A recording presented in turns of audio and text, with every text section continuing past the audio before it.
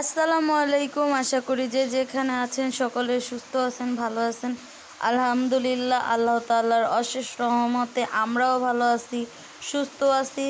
তো এখন বাজে হচ্ছে রাতে 10টা প্রায় কাছাকাছি।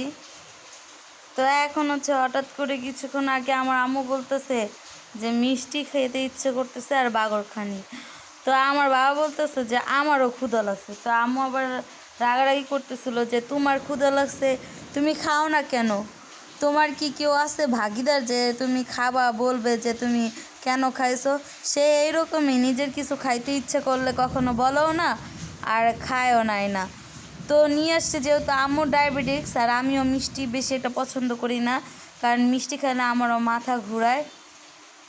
আর ফ্রিজের জিনিস একেবারে আম্মুর আব্বুর সবারই খাওয়া নিষেধ আমার। তো এই জন্য হচ্ছে বেশি মিষ্টি আনে নাই, যে আয়না ফ্রিজে রাখবে ওই জিনিস আবার খাইতে পারবে না। তো এই জন্য 3 জনের জন্য 3টা মিষ্টি নিয়ে আসছে। তো আমি অনেক হাসাহাসি করতেছিলাম। তো বলে যে আম্মু তো ডায়াবেটিক্স, আম্মু তো একটার বেশি খাবে না, আর আব্বুরও ভালো লাগে না। আর আমি তো একটা মিষ্টিরে আমি ভাইয়া 2বার খাই। আমি একটা মিষ্টি একবারে খাইলে কেমন মাথা ঝিমঝিম করে, মাথা ঘোরায়। তো এখানে হচ্ছে মিষ্টি দিয়ে বাগরখানি দিয়ে আম্মু খাইতেছে, আর আব্বু শুধু মিষ্টি শিরাগুলারি দিয়ে রুটি দিয়ে ভিজে ভিজে খাইতেই আছে। তো আমি বলতেছি আবার তুমি যে শুধু মিষ্টির শিরা দিয়ে খাইতেছো, তো মানুষ তো ভাববে যে তোমারে আমরা মিষ্টি দিই নাই, তুমি শুধু শিরা দিয়ে ভিজে ভিজে রুটি খাচ্ছ।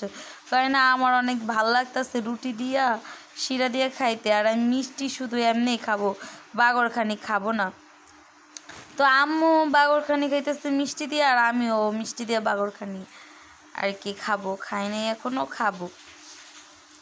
তো যাই হোক, আমাদের ভিডিওটা না টেনে সম্পূর্ণ ভিডিওটা দেখবেন, আর ভালো লাগলে অবশ্যই লাইক কমেন্ট শেয়ার করবেন। আর চ্যানেলটা যারা সাবস্ক্রাইব করেন নাই এখনও, প্লিজ প্লিজ চ্যানেলটা সাবস্ক্রাইব করে দিবেন। আপনাদের একটি লাইক কমেন্ট শেয়ারের মাধ্যমেই কিন্তু একজন ব্যক্তি এগিয়ে যেতে পারে আর উৎসাহ পাবে, তাই না? তো একটা ভিডিও যেহেতু আমরা দেখি, সেই সময় আমাদের একটা লাইক কমেন্ট শেয়ার করতে বেশি একটা কষ্ট হওয়ার কথা না, তাই না? তো আপনারাই পারেন একজন মানুষকে সামনের দিকে এগিয়ে নিয়ে যেতে। তো আমি আজকে আসছি 3 দিন যাবত আমাদের বাসায়। তো আমি গত শুক্রবারে হচ্ছে পোলাও চাল দিয়ে আর মুগ ডাল মুসুরির ডাল দিয়ে ঝরঝরা বোয়া রান্না করছি, ভুনা খিচুড়িও বলে, আর হচ্ছে গরুর মাংস রান্না করছি। তো আমার হাজব্যান্ড আর আমি হচ্ছে চলে আসছিলাম, বললাম তো আপনাদের যে আমাদের সাথে এক অদ্ভুত ঘটনা ঘটেছে। তো সেই ঘটনাটা আপনাদের সাথে শেয়ার করা হয় নাই, তো আমি শেয়ার করি নাই অনেক কিছু চিন্তা ভাবনা করে। আল্লাহ লা ইলাহা ইল্লাল্লাহু মুহাম্মাদুর রাসূলুল্লাহ। বাইরে হচ্ছে বৃষ্টি হচ্ছে, পাশাপাশি অনেক জোরে মানে ঠাডা পড়তেছে, যেটাকে বলে বজ্রপাত। তো এই জন্য আর কি আমার অনেক ভয় লাগতেছে। আর আপনারা সাউন্ড পাচ্ছেন কি না আমি জানি না, তো পরে বোঝা যাবে।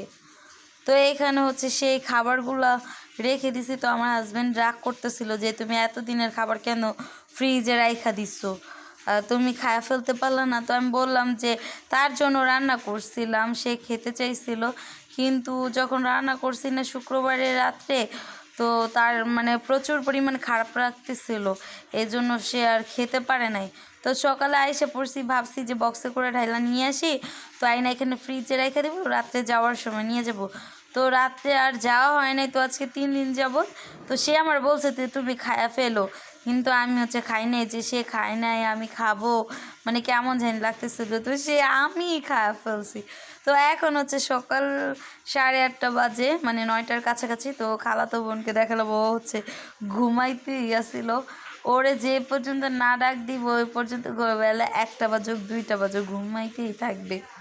তো আমি আবার সকাল সকাল ঘুম ভেঙে গেছে, তো আমি ভাবতেছিলাম যে আম্মুকে ডাক দেই, সুই দিতে যাবে।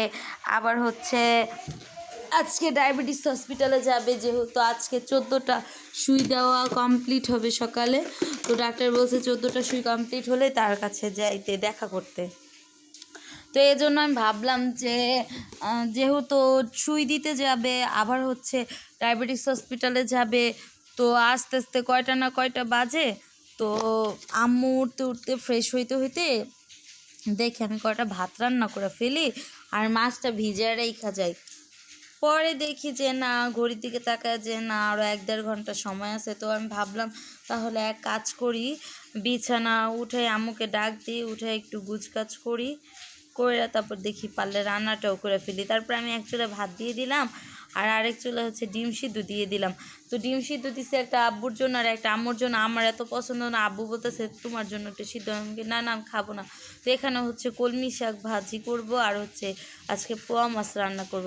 তা এখন হচ্ছে আম্মু চলে গেছে ওয়াশরুমে মুখ ধুইতে, আর আমি সুযোগে হচ্ছে বালিশের কাভারগুলা খুলে ফেললাম, কারণ চাদরটা অনেক দিন ধরে উঠানো হয় না, আম্মু অসুস্থ দেখে। তো ভাবলাম আজকে একটু উঠে দেই, যেহেতু আজকে আমার পেটে ব্যথাটাও একটু কম। আমারও পেটে ব্যথা ছিল এই কয়েকদিন, ভালো লাগে না কিছুই। তো এই যে দেখেন আজকে সকালটা আসলে তাড়াতাড়ি উঠছি, তো তো এই জন্য ভাবলাম একটু বারান্দায় যাই। তো এই যে কাপড় চোপড়গুলো নিয়ে যাই, ভাবলাম ভাঁজ করে ফেলি। আম্মু বের হইতে হইতে তো সেই খিচুড়িগুলো কি করছি আমি তো কি আমার হাজব্যান্ড রাগারাগি করতেছি যে এগুলো আর খায়ও না, ফালাই দাও। ওই কেন ফালাই দিব, টাকার জিনিস আমি নষ্ট করব কেন। পরে আমি সেইগুলারে গরম করে মাংস আর হচ্ছে ঝরঝরে খিচুড়ি একসাথে করে ভালো করে জাল দিয়ে, নষ্ট বলতে কি গন্ধ হয় নাই আর কি, একটু ঘেমে ঘেমে গেছিলো, তো ভিজা ভিজা হয়ে গেছিলো। পরে ওটা ভালো করে ভাজা ভাজা করে পরে খেয়েছি। আব্বুর জন্য হচ্ছে ডিম সিদ্ধ করছি। এরপরে হঠাৎ করে আব্বা এসে বলতেছে যে আমার কেমন জানি অস্থিরতা করতেছে, আমার অনেক খারাপ লাগতেছে, আমার ঘাড় ব্যথা করতেছে। এরপরে আমি বলি কি তাহলে প্রেশারটা চেক করে দিই। আল্লাহ বাঁচাইছে যে ডিম খায় নাই। প্রেশার চেক করে দেখি প্রেশার উপরে নিচে দোনোটাই হাই। তো আব্বুকে যদি ডিম খাওয়াইতাম তাহলে আব্বুর অবস্থা আরও খারাপ হয়ে যেত। তো আল্লাহ বাঁচাইছে, আল্লাহ দরবারে লাখ লাখ শুক্রিয়া, লাখো কোটি যে ডিমটা খায় নাই। তো এখন নাস্তা করা শেষ, এখন হচ্ছে আম্মুকে নিয়ে যাচ্ছি হচ্ছে সুই দিতে। যেহেতু আব্বুর প্রেশারটা হাই, তো আব্বুকে বললাম যে আব্বু তোমার যাওয়া লাগবে না, আব্বুই নিয়ে যায়। তো তার উপরে প্রেশার পরে আমি যাই না। তো আমি বললাম আব্বু যেহেতু তোমার প্রেশার হাই, তোমার যাওয়ার কোনো দরকার নেই, আমি যেহেতু বাসায় আসি তো আমি যাই। তো এই বইলা আম্মুকে নিয়ে বের হয়ে গেলাম। তো যাই, তাকে নিয়ে সুই দিয়ে আসি। তো সুই টুই দেওয়া শেষ, বাইরে ডাক্তারখানায় আর কোনো ক্যামেরা ধরা হয় নাই। তো চলে আসছি, এখন হচ্ছে আম্মুকে ঘ্যাস দিতে হবে। আর এখানে হচ্ছে নানা গ্রামে থেকে সয়াবেদা নিয়ে আসছিলো, ওইগুলা পেকে গেছে, এই জন্য বের করলাম। তো এখন হচ্ছে আম্মু গ্যাস দিতেছে। তো আমার ভিডিওতে যদি কোনো ভুল ত্রুটি হয়ে থাকে ক্ষমা দৃষ্টিতে দেখবেন। সকলে আম্মুর জন্য দোয়া করবেন, কারণ আম্মু আল্লাহর রহমতে আগের থেকে একটু ভালো হয়েছে। তো সকলে দোয়া করবেন। আজকের ভিডিওটা এ পর্যন্ত। সকলে ভালো থাকবেন, সুস্থ থাকবেন। আল্লাহ হাফেজ।